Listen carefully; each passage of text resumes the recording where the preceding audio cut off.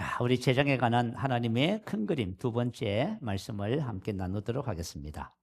자, 우리 지난주에 하나님의 백성들을 향한 하나님의 목적, 의도, 의지, 의향에 대해서 말씀을 나눴지요. 그것은 바로 마침내 내게 복을 주려 하심이었느니라 말씀이었습니다.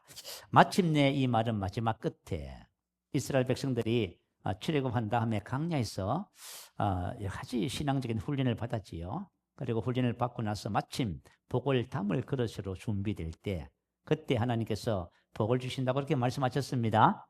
그건 이유가 있습니다. 우리 하나님의 자녀들이 재정적인 어려움을 통과하게 돼 있어요. 그래서 여러 가지 시험과 재정적인 어려움을 통과할 적에 낙심하지 마시고 우리가 오늘 나누는 말씀들을 통해서 여러분의 신앙을 정립하시기 바라요. 자, 우리 지난주에 경제적 어려움의 시기를 통과하는 첫 번째 이유는 우리 영혼을 보호하시는 방패이다. 이렇게 말씀을 나누었습니다. 준비 없이 주어지는 물질적인 축복은 우리 인생의 삶에 큰 문제를 야기시킵니다. 우리 영혼을 깊이 파괴한다는 말씀이에요. 그래서 하나님께서 준비가 될 때까지 마침내 하나님께서 약속하신 복을 보류하고 계신다는 말씀을 나누었고요. 두 번째는 물질적 결핍이 우리 영혼을 정련하는 풀무과가 같아서 우리 속에 있는 세속적인 가치관, 또 우리 안에 있는 이기적 욕망, 또 이제 우리가 안에 있는 우상, 탐심 이런 것들을 깨끗하게 정련합니다. 그래서 그 과정들을 다 통해서 하나님께서 우리에게 복을 주시는 것을 우리가 말씀을 나누었습니다. 자, 오늘은 경제적, 재정적 어려움의 시기를 통과하는 세 번째, 네 번째 이유에 대해서 말씀을 나눕니다. 자, 세 번째 이유는요, 재정에 관한 믿는 자의 건세를 세우는 가정입니다. 자, 재정의 축복에 관한 하나님의 믿음을 가져야 된다, 그 말씀이에요. 왜냐하면 우리가 하나님의 믿음을 가져야 그 믿음이 우리의 삶의 흐름을 변화시켜요. 우리는 생각하기를 열심히 하면, 그죠? 운이 좋으면, 그렇지 않아요, 여러분. 우리가 하나님께서 말씀하신 재정에 관한 믿음을 세울 때 그 믿음을 통해서 하나님께서 우리의 삶의 재정의 흐름을 바꾸시는 거예요. 이걸 여러분 기억하셔야 돼요. 그래서 우리가 신앙생활 하면서요, 우리가 어떤 분야든지 간에, 그죠? 믿음을 세운다는 것은 믿는 자의 건세를 세우는 거예요. 이걸 반드시 해야만 합니다. 이 믿는 자의 건세는 하나님의 믿음을 가질 때 활성화되게 돼 있어요. 자, 하나님께서 하나님의 자녀들이 말한 것을 가지게 된다고 하지요. 이게 바로 믿는 자의 건세입니다. 여러분 한번 생각해 보세요. 내가 말한 대로 된다? 어때요? 멋있지요? 이 믿는 자의 건세예요. 자, 그러면 이게 말한 대로 된다는 것이 어떻게 이루어지는지를 우리가 배우시게 됩니다. 마가복음 11장 23절에 보면 긴 흥정력은 이렇게 번역해 놨어요. 자기가 말하는 그것들이 이루어질 줄 믿으면 그가 무엇을 말하는지 다 받으리라. 다시 말하면 그가 말한 것을 가지게 된다, 그 말씀이에요. 자, 내가 말한 것을 가지기 위해서는 먼저 뭐가 있어야 된다고 하지요? 믿으면. 여기서 말하는 믿으면, 자, 내가 이거 가지고 싶어요. 사람의 믿음이 아니고요. 하나님의 믿음을 말합니다. 그래서 마가복음 11장 22절에 하나님을 믿어라 이렇게 기록해 놨어요. 믿어라라는 에코라고 하는 단어예요. 가지다, 소유하다. 다시 말하면 정확한 번역은 하나님을 믿으라가 아니고 하나님의 믿음을 가져야 된다, 그 말이에요. 하나님의 믿음을 가져라 이렇게 말 기록했어요. 그래서 저와 여러분이 무엇을 가져야 되냐면 하나님의 믿음을 가져야만 합니다. 이게 로마서 10장 10절의 원리와 똑같아요. 사람이 마음으로 믿어 의에 이르고 입으로 시인하여. 입으로 시인한다는 것은 무슨 뜻이에요? 말한 것을 가진단 말이에요. 시는 동일한 것을 말하는 것을 말해요. 하나님의 믿음, 말씀을 내가 내 입으로 말할 때 그것이 뭐가 된다고요? 실제가 된다, 그 말이에요. 이루어진다, 그런 뜻이에요. 자, 우리가 시인한 것, 말한 것을 가지게 되는 원리, 그것이 바로 사람이 마음으로 믿어 의에 이르고 입으로 시인하여 구원에 이르게 되는 것입니다. 마음으로 믿어 시인하여, 이게 전부 다 수동태로 되어 있어요. 우리가 마음으로 믿어지는 것, 그리고 입으로 시인되어지는 것이 우리가 하는 것이 아니라 우리 안에서 회개하는 어떤 능력이 있다, 그 말이에요. 그게 이제 성령님이 하시는 거예요. 그래서 저와 여러분이 하나님의 말씀을 고백하고 영으로 기도하면 그 말씀이 믿어지는 거예요. 그리고 시인되어지는 거예요. 그걸 가지고 우리는 믿는 자의 건세다, 그렇게 보이네요. 그래, 우리가 말한 것을 가지게 되는 원리라고 말을 해요. 자, 우리가 예수님과 베드로의 대화를 여러분 잘 기억하실 거예요. 가이사랴 빌립보에서 예수님 물으셨잖아요. 너희는 나를 누구라 하느냐? 그때 베드로가 뭐라 그렇게 고백해요? 주는 그리스도시요 살아계신 하나님의 아들이십니다. 그때 주님이 칭찬하시죠. 바이나 시모나 이것을 내게 알게 한 이는 누구라고요? 혈육이 아니요 하늘에 계신 너희 아버지시다. 다시 말하면 영적인 것을 우리가 아는 것은 우리의 지혜와 지식으로 되는 것이 아닙니다. 누가 가르쳐줘서 되는 것도 아니에요. 여러분이 말씀을 아무리 배워도 그죠? 계시가 없으면 몰라요. 계시가 와야 우리가 믿음에 이르게 되는 축복을 받게 됩니다. 그래서 하나님께서 저와 여러분 뭐라 그래요? 어린아이가 되라고 하지요. 여러분 혹시 나는 아는데 하시는 분이 있거든. 오늘부터 어린아이 되셔요. 하나님께서 이것을 슬기롭고 지혜 있는 자들에게 감추시고 어린 아이들에게 나타내심을 감사하나이다. 이렇게 된 것이 아버지의 뜻입니다. 아들의 소원대로 계시를 받는 자 외에는 아버지를 아는 자가 없어요.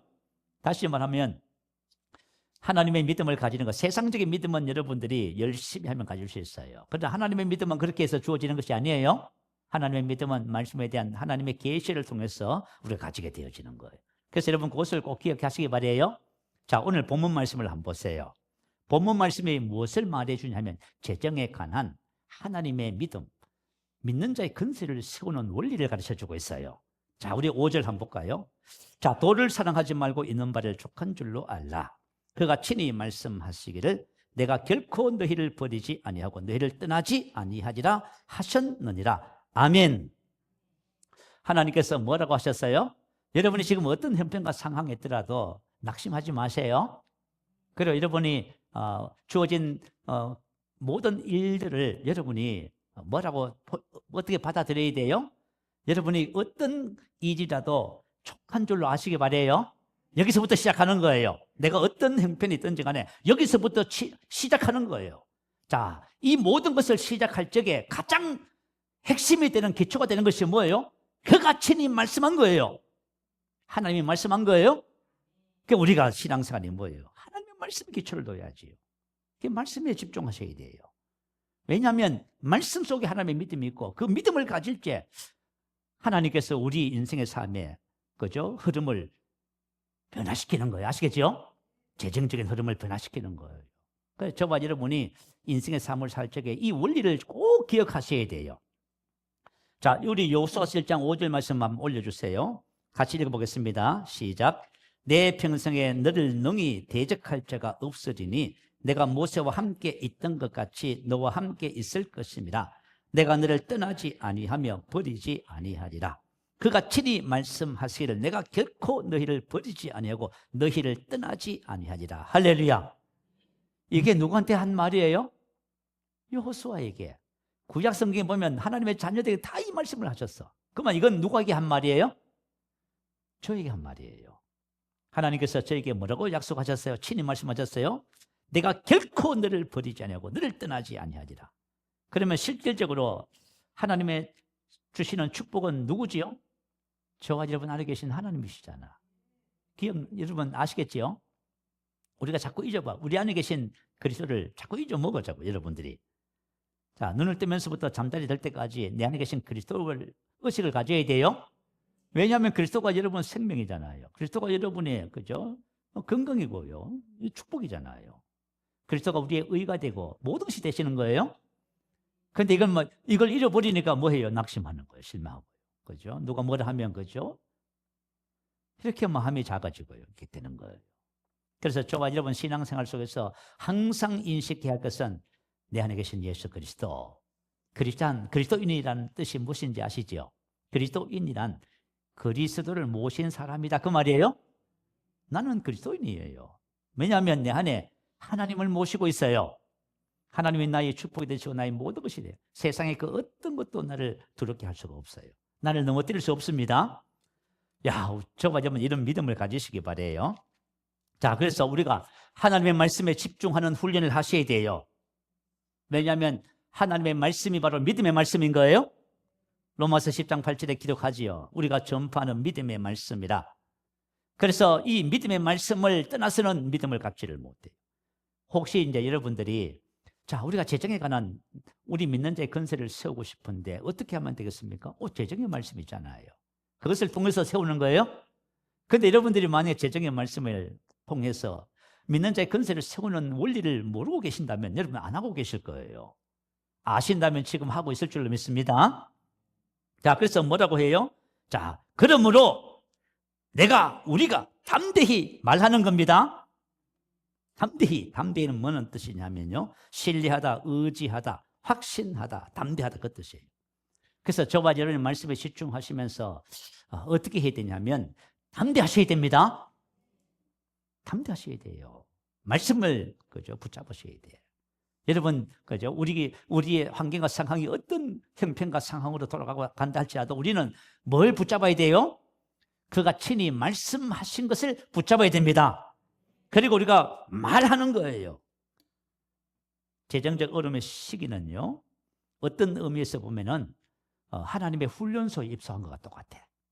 우리가 언제 가장 절실해지지요? 어려움을 당할 때지요. 오늘 본문 말씀이 바로 그거예요. 아마 이 본문의 말씀을 기록한 이분이 그러므로 우리가 담대히 말하되 주는 나를 돕는 이시니 내가 무서워하지 아니하겠노라. 어떤 사람이 내게 어찌하리요? 어떤 좋지 않는 환경과 상황 속에 있는 것이 분명해요. 그럴 때일수록 우리가 말씀에 집중하고 담대히 말하셔야 됩니다. 그래서 여러분, 재정적인 어려움을 여러분 이상한 것처럼 생각하지 말고 하나님의 훈련소에 입소해서 내가 믿는 자의 건세를 세우는 가정이다, 이렇게 이해하시기를 주님의 이름으로 축복합니다. 한 집사님 간증을 들으면서 여러분들이 그 원리를 더 정확하게 이해하는 시간이 됐으면 좋겠네요. 한 집사님이 이렇게 간증을 했어요.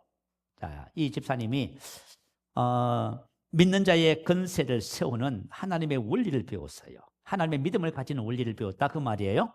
그것은 정확하게 뭐지요? 그분이 친히 말씀하신 그것, 다시 말하면 그 말씀을 그대로 담대히 말하는 것과 영의 기도에 있어요.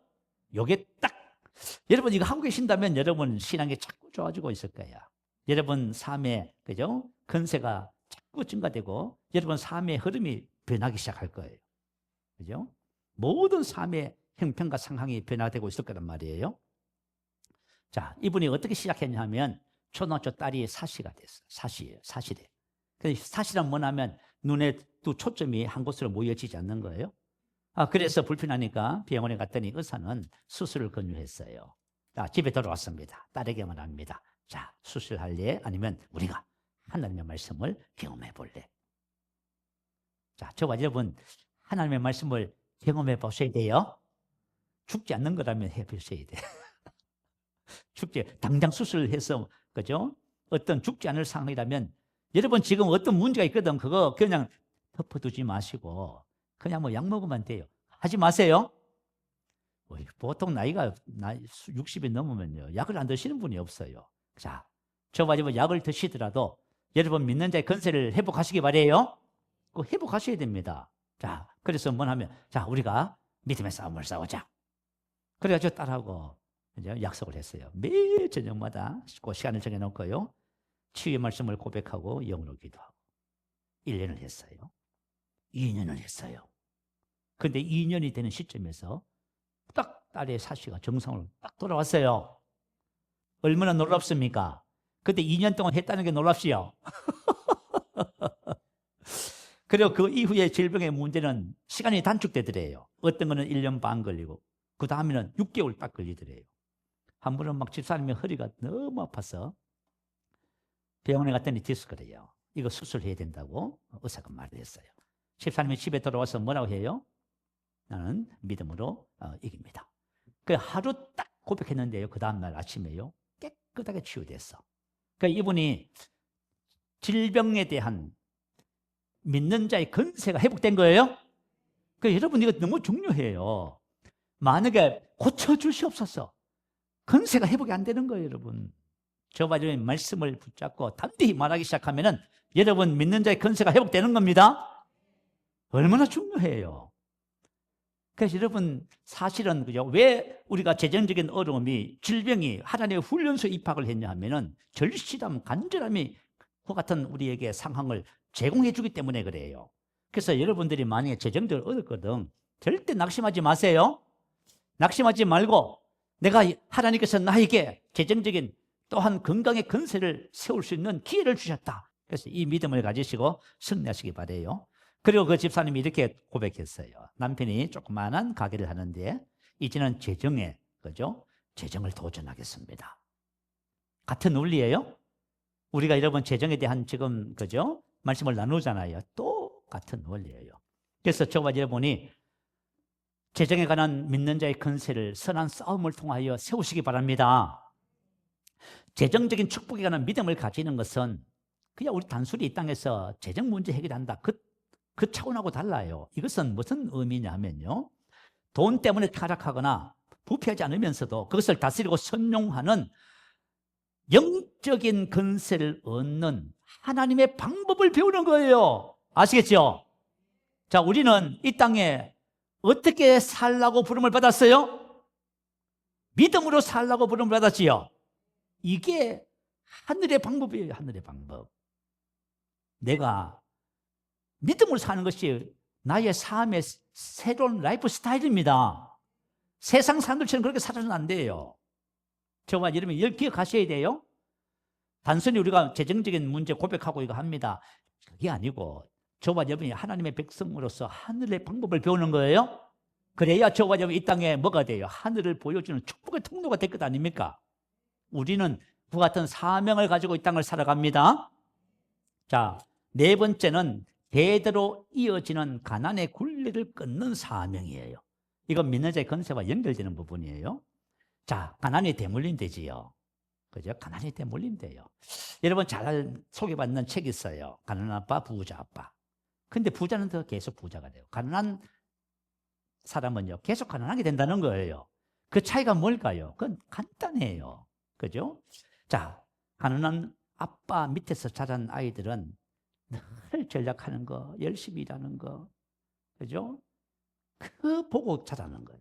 그러니까 이 세상에 흘러가는 재정의 흐름을 전혀 배우지 못하고 살아가. 근데 부자 아빠는요, 돈의 흐름을 자연스럽게 자식에게 보여주는 거예요. 그래서 그런 거예요, 여러분. 그래서 이건 너무너무 중요한 원리예요.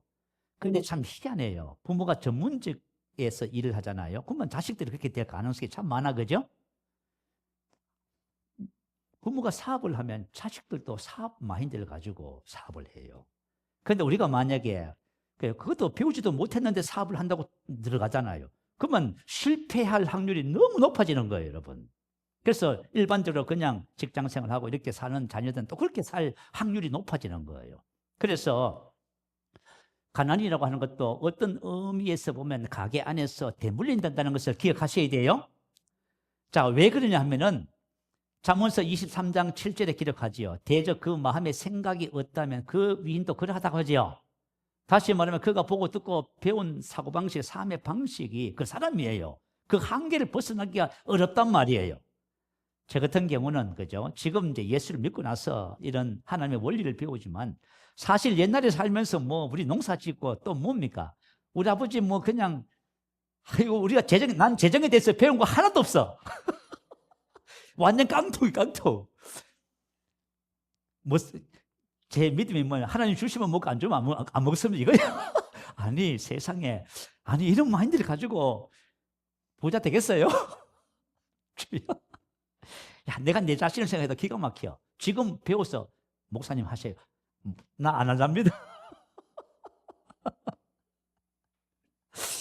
야, 근데 여러분, 가난이 대물림 되는 몇 가지 이유들이 있어요. 첫 번째는 영적인 이유, 문제예요. 자, 마태복음 12장 43절 45절 올려주세요. 같이 읽습니다. 시작. 더러운 귀신이 사람에게서 나갔을 때에 물 없는 곳으로 다니며 쉬기를 구하되 쉴 곳을 얻지 못하고 이에 이르되 내가 나온 내 집으로 돌아가지라 하고 와보니 그 집이 비고 이에 가서 저보다 악한 귀신 7을 데리고 들어가서 거하니 그 사람의 나중 형편이 전보다 더욱 심하게 되느니라. 이 악한 세대가 또한 이렇게 되리라. 아, 여기 더러운 귀신, 악한 귀신 나오지요. 귀신은 푸뉴마, 영이에요. 성령님도 영이잖아, 그죠? 이 더러운 귀신, 악한 귀신은, 그죠? 무슨 일을 해요? 더러운 귀신, 악한 귀신이 우리의 삶에 역사하면은 좋은 거 다 뺏어가요. 도덕자가 죽이고 멸망시킨다잖아요. 그래서 우리가 영적인 것을 사실은 잘 모르잖아, 그죠? 그러니까 영적인 것을 모르니까요, 보여지는 것을 해결하려고 애를 쓰는 거예요. 그러나 영적인 문제가 해결돼야 보여지는 것이 해결되는 거예요. 그게 이제 악한 영, 더러운 영이 역사한다 그 말이에요. 제가 우리 신학교 다닐 적에 신학교 교수님 간증을 몇 번 드렸지요. 상담학을 가르쳤던 김낙형 교수님이셔요. 이분이 여의도 성봉교회 장로님이셨어요. 그런데 이분이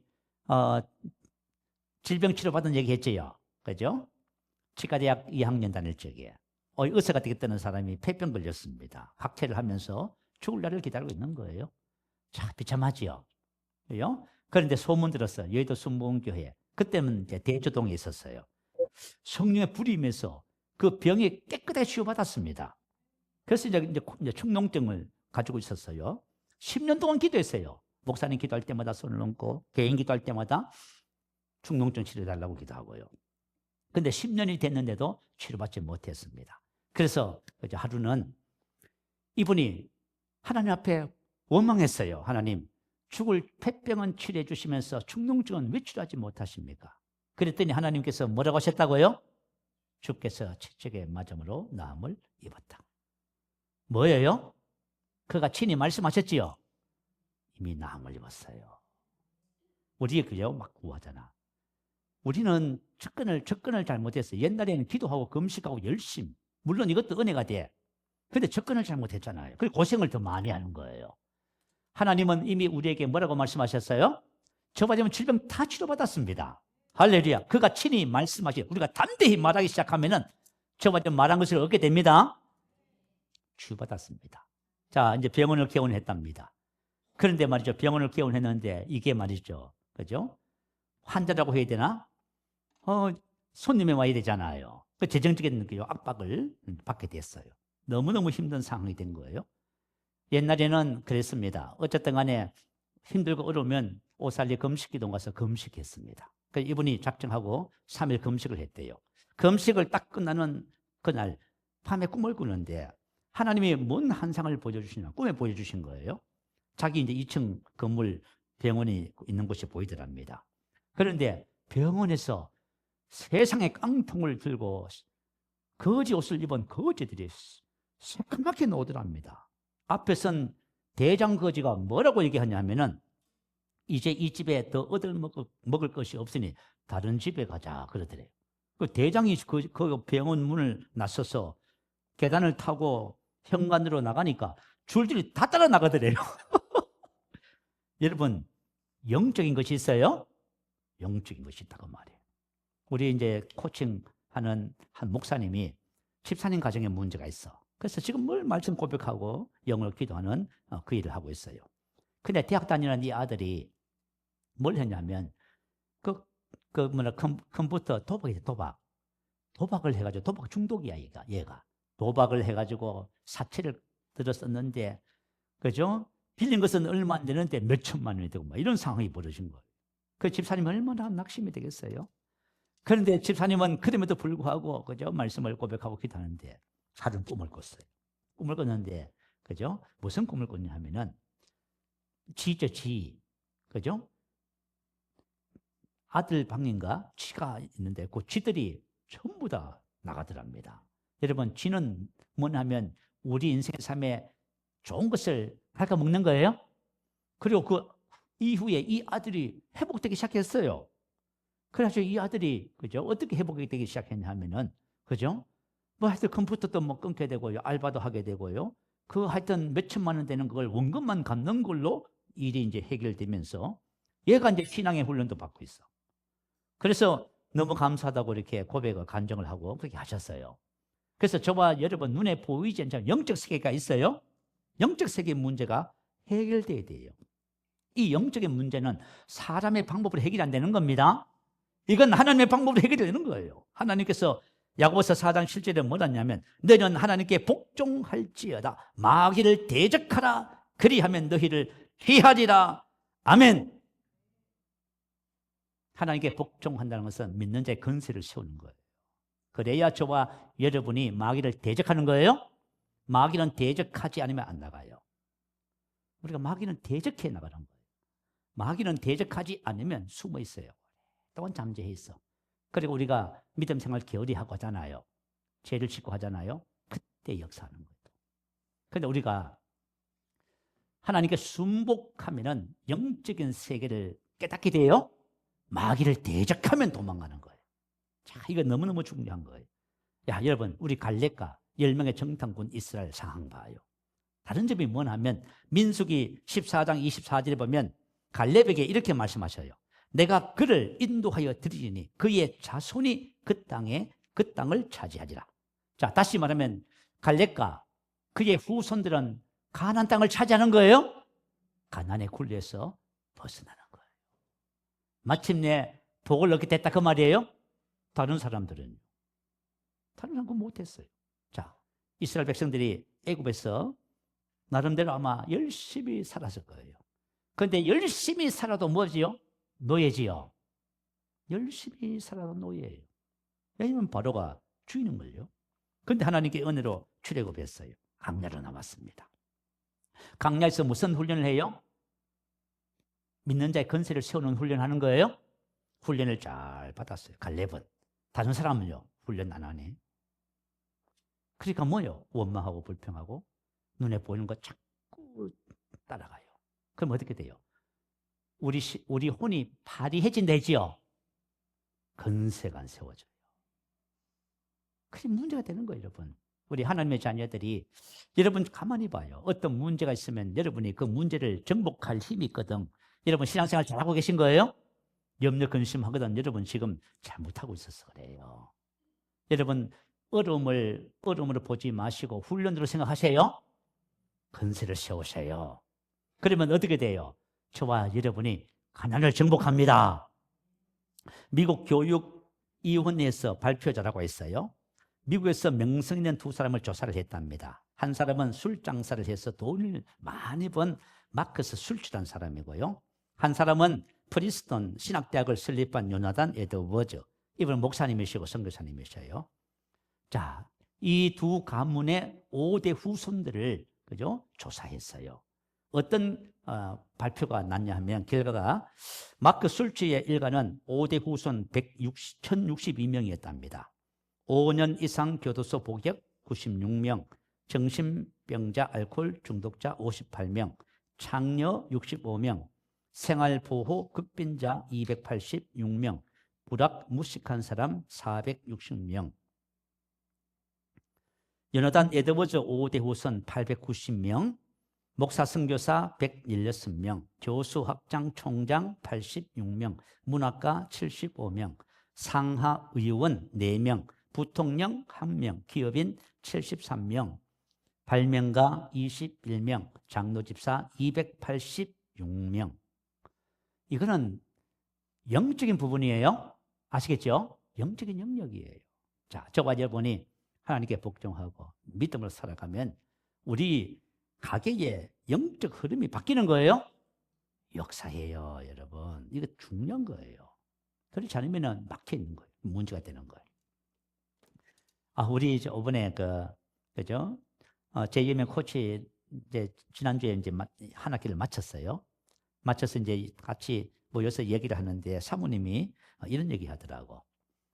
한 사모님이 이제 오빠들이 다 전라도 이제 산다고 그래요. 근데 어떤 분이 질문을 했어요. 뭐라고 질문했냐면, 전라도 사시는 분들은 대통령을 그래도 몇 분을 배출했는데 강주가 그렇게 낙후되고 못 사는 도시인지 몰랐다고. 왜 그렇습니까? 라고 질문을 했어. 이 사모님이 뭐라고 하냐면, 오빠가 있는데 큰 오빠는 그죠? 여러분 정치적인 색깔이 있으니까 그냥 들으세요. 오빠는 전라도 사람이지만 강주 사람이 우파고, 밑에 작은 오빠들은 전부 아주 골수 잡아요. 그런데 큰 오빠는 뭐든지 하면 잘 돼. 근데 작은 오빠들은요, 뭐든지 하면 안 돼. 그러니까 이 사모님이 뭐라면 영적인 것 같아요. 무슨 알겠지요? 이것을 굳이 누굴 비방하고 하는 것이 아니라 우리 인생의 삶에 어떤 생각을 가지고 사냐가 따라서 우리 인생의 삶이 어떻게 돼요? 영적인 축복을 받을 수도 있고 그렇게 못할 수도 있다 그 말이에요. 여러분 이 기억하셔야 돼요. 그래서 여러분 이게 되게 중요한 부분이에요. 야, 그래서 여러분이 신앙생활 하면서 우리 인생의 삶에는 눈에 보이지 않는 영적인 문제가 있다. 그걸 기억하셔야 돼요. 믿는 자의 건세를 세우셔서 여러분 승리하시기 바라요. 자, 두 번째는 가난과 궁핍 그리고 잘못된 재정 관리의 패턴이 여러 세대를 거쳐서 내려오고 있기 때문에 그래요. 자, 내가 만약에 부정적인 마인드를 갖고 있다고 생각해 봐요. 내가 만약에 지금 부정적인 마인드를 갖고 있어. 그러면 가난과 실패를 벗어날 수 있을까 없을까요? 못 벗어나요. 안 된다, 할 수 없다. 나는 가난해, 난 없어. 이러면요, 도전할 힘도 없고, 그죠? 환경을 변화시킬 수 있는 능력도 없어. 그래서 조그마한 어려움만 있으면 넘어져 버려요, 내가. 모든 성공은 실패와 어려움을 극복하고 오는 거예요. 그냥 되는 것이 하나도 없어요. 그래서 부정적인 마인드, 이게 우리 인생의 삶에서 가난과 그죠? 궁핍을 벗어나지 못하게 만들어요. 그리고 두 번째 게으름이라고 하는 거예요. 성경에 보면은 잠언서 10장 4절에 보면 손을 게으르게 놀리는 자는 가난하게 되고 손이 부지런한 자는 부하게 되느니라. 게으른 자여 계미에게 가서 그가 하는 것을 보고 지혜를 얻으라. 게으른 자여 내 빈궁이 강도같이 오며 내 군빛이 군사같이 이르리라. 자, 저와 여러분 신앙생활을 하면서 부지런하시기 바래요. 여러분, 그죠? 쓸데없이 하지 말고 부지런하셔야 돼요. 성경은 게으른 자는 가난하게 될 수밖에 없다고 가르쳐요. 그리고 손이 부지런한 자는 부하게 된다고 가르칩니다. 그리고 술 취함, 도박, 불로소득, 그리고 건강의 문제. 대부분의 가정에 가난한 이유가 있어요. 몸이 아파서 일을 못해요. 그죠? 여러분 한번 생각해봐요. 가장이 몸이 부실해. 일을 못해. 그리고 뭐냐면 가정에 누가 아프면 어떻게 돼요? 모든 것이 글로 다 들어가지요. 그게 가난. 여러분 혹시 여러분 만약에 질병의 역사가 있거든. 정복하시기 바래요. 그 정복해야 돼. 불로소득, 술 취함, 도박. 잠언서 22장 29절 이하에 보면 재앙, 근심, 불행, 원망, 까닭 없는 상처, 붉은 눈이 네게 있느냐? 술에 잠긴 자에게 있고 혼합한 술을 구하려 다니는 자에게 있다. 여기 계신 분 술을 안 드셔서 너무 감사해. 게으른 사람들 특징이 하나 있어요. 불로소득을 자꾸 원해요. 적게 일하고 많이. 여러분 우리가 불로소득 그런 기대하시면 안 됩니다. 일한 것을 받아야 되고 우리가 건강한 의식을 가져야 돼요. 잘못된 재정 관리의 패턴이라는 것이 있어요. 자, 유대인들이 세상의 부를 소유한 비밀이 있어요. 유대인들은 신약 성경을 믿지 않지만 그들에게는 성경적 재정 관리의 원칙을 세우고 있습니다.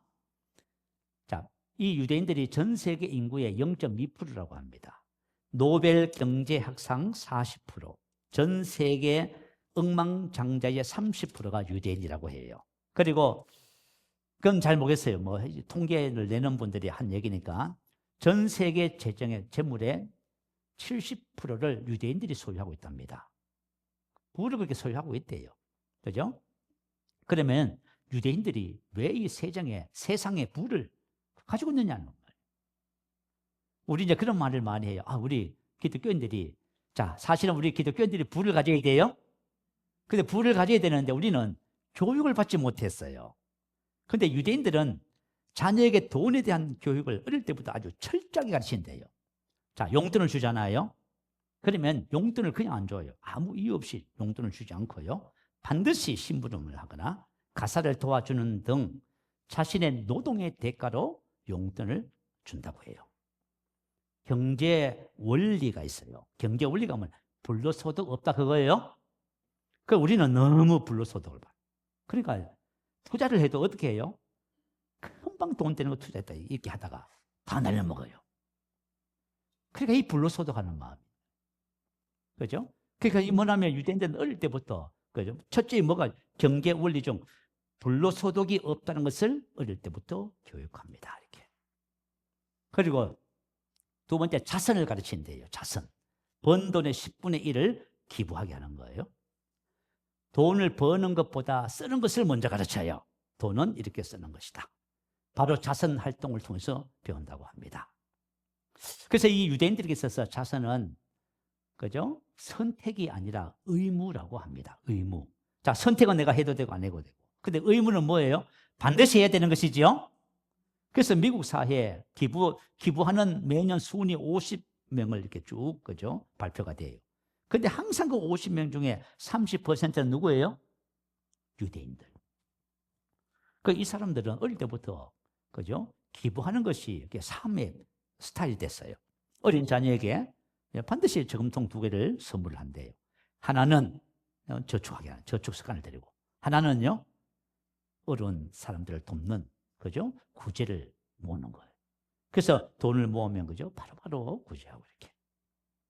그래서 이제 히브리에 보면 자선이라고 하는, 이제 우리는 그렇게 번역되어 있어요. 체다카라고 하는 단어가 있어요. 근데 보통 이제 자선 이렇게 이제 번역이 되거든요. 근데 유대인의 성경에는 이것을 뭐라고 번역을 해놨냐면 올바른 일을 하는 것, 정의로 번역을 딱 해놨답니다. 다시 말하면 유대인들은 가난한 이웃에게 도움을 주는 것은 자신의 문제가 아닌 정의의 문제다. 놀랍지요? 그죠? 너 자선하는 거, 기부하는 건 올바른 일을 행하는 것이다. 그죠? 야, 참 놀라. 그래서 유대인들은 어릴 때부터 기부를 통해서 무슨 교육을 시켜요? 인성 교육을 시킨대요. 여러분, 인성 교육의 핵심이 뭔지 아시죠? 남을 배려하는 거예요. 어려운 이웃을 돕는 거예요. 그죠? 한번 생각해봐. 우리 인성을 망치는 것이 뭐지요? 자기밖에 모르는 거예요. 그러니까 우리는 아이들 어떻게 가르쳐요? 자기밖에 모르게 가르쳤네? 이 성경적인 원리하고 반대로 가르쳐버렸어요, 우리는. 그래서 자기밖에 몰라. 자기 마음에 안 들면 말이죠. 막 대들고 말 이렇게 하는 거예요. 그래, 우리 참 이게 우리 교육상의 문제가 심각한 것 같아. 그래서 여러분, 인성교육의 핵심은 어디서부터 시작되는 거예요? 남을 위하는 것부터 시작되는 거예요. 그래서 이 기부 문화를 통해서 인성교육을 시킨답니다. 네, 참. 와, 그죠? 경제교육을 시키는데 윤리적 경영을 가르쳐요. 유대인들은 뭐라고 하냐면 장사를 가르치지 않으면 자녀를 도덕으로 키운다. 그래서 세상에서 가장 유능한 장사꾼은 누구지요? 유대인들. 장사 제일 잘하는 사람 유대인들이에요. 그래서 어릴 때부터 돈 버는 방법을 연습시키는데요. 자, 내가 만약에 안 쓰는 물건이 있어요. 옷이라든가 장난감, 학용품 있잖아, 그죠? 그러면 그것을 깨끗하게 보관해요. 잘 정리해놨다가 바자회 가서 어떻게 해요? 바자회 가서 파놓고 팔아요. 돈 버는 것을 가르치는 거예요. 그리고 뭐냐면 음식도 판매하고. 저울 조작은 간음죄보다 더 중한 죄다. 저울을 조작하는 것은 뭐보다 더 중한 죄라고요? 간음죄보다. 정직한 경영을 가르친대요. 그런데 여러분, 우리 투자에 기재하면 워렌 버핏이라는 사람이잖아요. 근데 이 사람은 사실 미국 사람이거든요. 그럼에도 불구하고 이 사람이 어떻게 해서 저게 투자에 기재가 되어서 그죠? 세상의 부를 그죠? 야, 그 사람은 그냥 자기가 번 것을 자식들에게 물려주지 않고요. 전부 사유하는 기부 문화가 참 미국은 참 잘 돼 있어. 그런데 이 워렌 버핏이 6살 때 장사를 시작했답니다. 껌을 팔고 코카콜라 팔고 골프공 팔고 팝콘 팔고 그 신문 배달하고. 그리고 15살 때 그때가 1945년도예요. 재산이 $2,000였대요. 그리고 농지를 49,000평을 샀답니다. 몇 살 때요? 15살 때. 그리고 17살 때 핀볼 머신 대여 사업을 했답니다. 그리고 이분이 11살 때 처음으로 주식을 샀다고 하네요. 그러니까 지금은 워렌 버핏이 된 것은 그냥 된 것이 아니지요. 오랜 이 경제 재정에 관한 훈련을 통해서 자연스럽게 그런 사람이 된 거예요. 그러니까 유대인들이 바로 그런 거예요. 유대인들 어릴 때부터요. 태어나서 꼬마부터 시작해가지고 그죠? 저축하는 습관, 자선, 기부하는 문화 이것부터 배우기 시작하는 거예요. 야, 그 이야기를 들으면 우리가 참 생각할 것들이 참 많은 것 같아요. 정직한 경영만이 소비자들에게 믿음을 심어주고 그것이 바로 돈을 버는 비결이다. 이제 투자 교육도 하고요. 제가 좀 시간이 될지 모르겠지만 혹시 여러분 김성일 권사님 혹시 기억나세요? 김성일 권사님. 전 대후 중공업 이사시고요. 소설가, 종교문학가예요. 이분이 그죠? 성경을 아주 재밌게 써요. 그래서 이분이 되게 유명하신 분이에요. 베스트셀러 작가예요. 근데 이분은 이제 그죠? 해외를 많이 다니잖아요. 해외를 다니면서 한 번은 시간이 나서 유대인 상점에 들어갔대요. 가서 보니까 정말 마음에 드는 물건이 있더랍니다. 그래서 이제 유대인 점원에게 물어봤대요. 이거 이제 얼마냐고. 그때 이제 100만 원. 100만 원. 그러니까 우리 한국 사람들은 물건을 살 적에 어떻게 해요? 옛날에 후려치잖아요. 우리가 물건을 사는 재미가 어디 있어요? 100만 원 하면 그냥 70만 원, 80만 원 후려치는 걸 재미로 하잖아요. 그래 이분이 이제 그죠? 100만 원 부르니까요. 80만 원. 안 팝니다. 90만 원. 안 팝니다. 흥정이 안 돼요. 그래가지고 이제 이분이 그죠? 나왔어요. 나와서 이제 딴 데 쭉 다니다가 우리 또 다시 가잖아요. 흥정하러 가잖아. 그죠? 가서 또 물어 얼마입니까? 그죠? 100만 원입니다. 그리고 다시 그죠? 뭐 얼마 얘기하니까 이분이 뭐라고 하냐? 110만 원입니다. 물건을 올렸어. 그 왜 올렸냐고 하니까 하는 말이 뭐냐면 당신이 내 시간을 뺏은 값 10만 원 해서 110만 원. 110만 원 안 주면 절대 안 받는다. 그래가지고 이분이 김성일 권사님이셔요. 이분이 물어봤대요. 그죠? 아니 100만 원이지만 90만 원에 팔아도 되는 거 왜 그러냐고. 그러니까 뭐라고 하냐면 만약에 100만 원이란 가격을 붙여놓고 90만 원에 팔면 제가 거짓말하는 자가 되잖아요. 정직하지요? 이야, 참 내가 놀랐어요. 우리는 지금은 정찰가 해가지고 이렇게 잘하지만 우리 어릴 때만 해도요.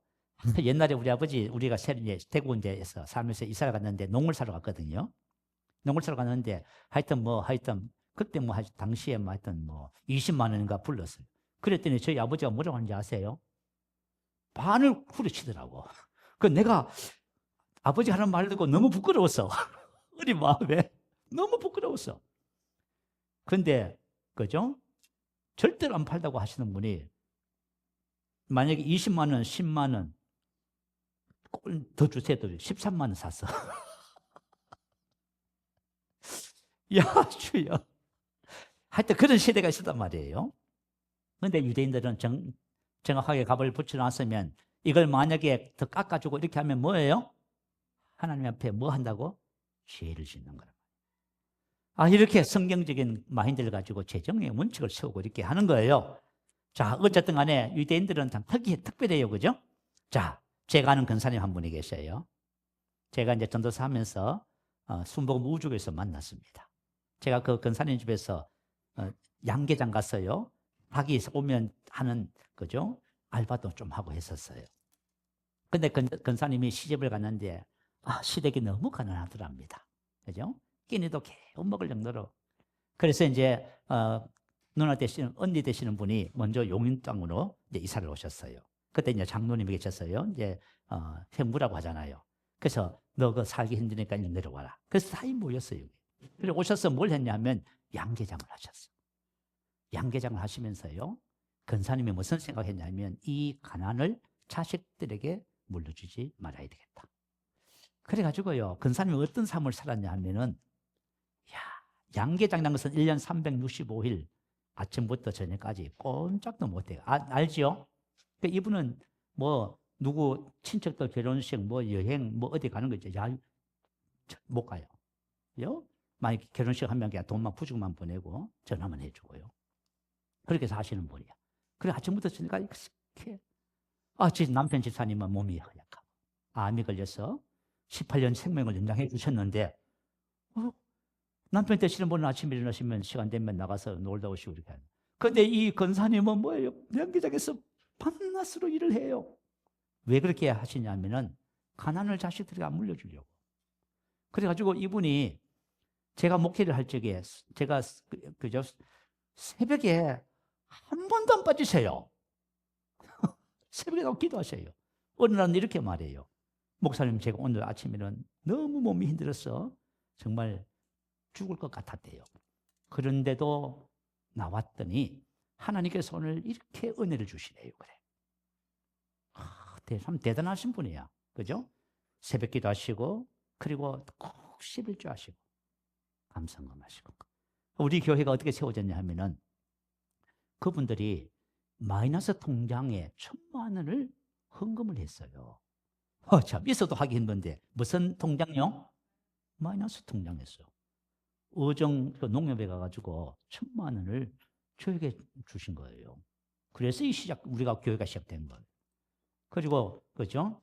후에는 보상을 받으셔서 9,500만 원을 헌금하시오. 이런 모든 과정들을 통해서 사실은 우리 교회가 이렇게 세워지게 된 거예요. 자, 그 권사님이 왜 그렇게 자기를 희생했냐 하면은 뭘 하고 싶었어요? 가난의 고리를 끊고 싶은 거예요. 가난의 고리를 끊고 자식들 후손들에게 뭘 하나님의 축복을 물려주고 싶은 거예요? 그 11조 하시오. 그 남편이 그래요. 그죠? 집사님이 그래요. 그죠? 당신은 왜 이렇게 일만 하냐고. 좀 놀러도 다니고 좀. 안 하셔. 야. 그래가지고 이제 보상 받으시고 하면서 이제 일이 없잖아요. 몸에 병이 났어요. 그렇게 하루 종일 뛰어다니시다가 일을 안 하니까 몸에 병이 난 거예요. 그래서 하루는 그러시더라고. 몸에 병이 나서 새벽에 하나님께 기도했더니 하나님이 방법을 가르쳐드려요. 의자에 앉아서 발을 둥둥둥둥 구르래요. 그래서 이렇게 했더니 병이 없어지더랍니다. 왜 그렇게 하셨냐 하면은, 그죠? 대대로 이어지는 가난의 굴레를 끊으려고 그렇게 하신 거예요. 자, 여러분, 사실은 저번에 예수 초대 처음 믿으신 분 있죠? 근데 만약에 가난의 굴레를 위에 누가 끊어주지 않았다면은 내가 끊어야 돼요? 여러분, 사명이 있는 거예요, 사명. 자, 하나님은 어떤 분이시냐면 저와 여러분이 우리 가문에 하나님의 축복을 흐르는 가문을 만들기 원하세요? 혹시 여러분을 선택했을지도 몰라. 그러면 여러분이 그 사명을 감당하셔야 돼요. 내가 가장이 힘들고 어렵고 이렇게 해가지고 막 절망, 낙심하지 말고 믿음의 선한 싸움을 싸우시기 바래요. 믿음의 분투를 통해서요. 그죠? 하나님 이제 다음 주에 이제 어떻게 재정적인 그죠? 축복을 하나님 주시는지를 나눌 거예요. 그 원리를 따라서 우리가 인생을 살아가면은 하나님께서 저와 여러분의 가문을 축복의 가문을 세워 주실 겁니다. 그러니까 여러분 재정적인 어려움이 있다고 낙심하지 마세요. 하나님은 우리 가문에 위로부터 흐르는 잘못된 재정관리 패턴과 게으름, 질병 이 모든 것을 끊어버리고 이제는 하나님이 역사하시는 축복의 가문으로 만들기 위해서 나를 선택하셨다. 이 사명 가질 수 있을까요? 그러면 여러분이 신앙생활 함부로 할 수 없을 것 같아요. 그죠? 그냥 그렇게 할 수가 없어요. 뭐 하여튼 우리 제가 아는 권사님이 그죠? 저는 그런 생각을 해봐요. 야, 그렇구나. 참 키도 작고요. 몸도 허리허리 연약해요. 그런데 그죠? 한 사람이 그죠? 그 가정을 하나님의 축복의 가문으로 세우려고 이게 자신을 희생했다. 그래서 어쨌든 간에 그죠? 자식들은 다 살만하게 살고 그렇다 그래요. 안 그랬으면은 그 가난 대를 위해서 계속 하겠지요. 자식들은 그죠? 병들어서 몸이 힘들겠고 그렇게 하겠지요. 그렇지만은 믿음의 가문을 세우면은 다 극복됩니다. 여러분들도 신앙생활을 하면서 어렵다고 탄식하지 마시고 하나님 이것이 나에게 주신 사명이다 이렇게 생각하세요. 내가 믿음의 가문, 축복의 가문 내가 세우겠습니다. 이 마음 가지시고 승리하시기를 축복합니다. 할렐루야. 우리 한번 크게 부르시고 말씀을 생각하며 기도합니다. 할렐루야.